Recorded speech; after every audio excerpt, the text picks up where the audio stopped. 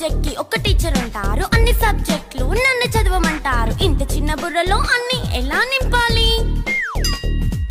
Class work, home work, fair notes అంటారు. Subject కి 3 books పెట్టి బ్యాగ్ నింపుతారు. ఇన్ఫాక్ట్ నా బరువు కన్నా నా బ్యాగ్ బరువే ఎక్కువ.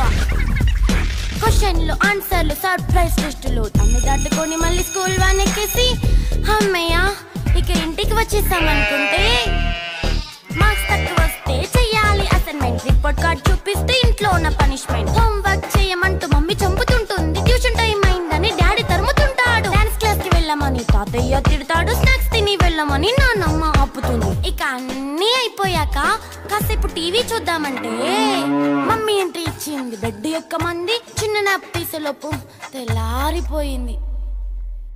అయ్యో మళ్ళీ మొదలు ఈ స్కూల్ కష్టం.